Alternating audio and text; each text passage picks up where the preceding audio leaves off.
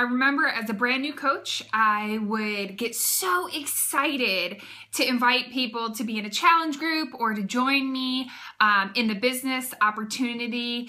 And I would be so impatient to hear their response.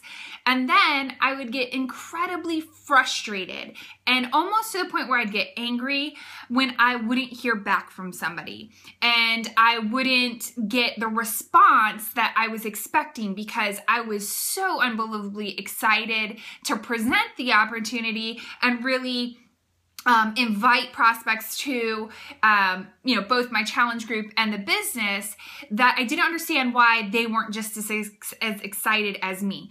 And I would sit behind the computer and I would refresh my Coach Online office when somebody told me that they were going to buy something, and I would just refresh and come back 20 minutes later and refresh. And I remember the feeling of anxiousness and the feeling of significant disappointment when I didn't hear back from someone. There was no worse feeling than hearing what I call crickets in this business, where I invite someone, I spend time building the relationship, and then when it comes time to signing up for a challenge group or signing up for the business opportunity, that person goes radio silence. And I would get so upset and I didn't know why it was happening, and I would get angry. And then one day I was reading GoPro by Eric War, and I had one of my biggest aha moments ever in this business, and it truly changed my perspective on inviting and the emotions I go through as a result of an invite. And I wanted to share this very specific rule number 1 that he presents in his GoPro book that I think will help you as you and your teams as you invite and you go through the natural process of, either hearing someone say yes, no, or nothing at all. So rule number 1, you must emotionally detach yourself from the outcome. This is extremely important. Remember, our initial goal is education and understanding. It's not getting a new customer or signing a new distributor. In other words, if you disconnect your emotion from the outcome, just focus on the education and understanding, everything else gets very simple. This sounds easy, but it is quite difficult to do. All of us come into this business with the hope of recruiting some great people. It's hard to disconnect from those expectations, but you need to remember we're not hunters. We're not sharks. Our job is to educate people and help them understand what we have to offer.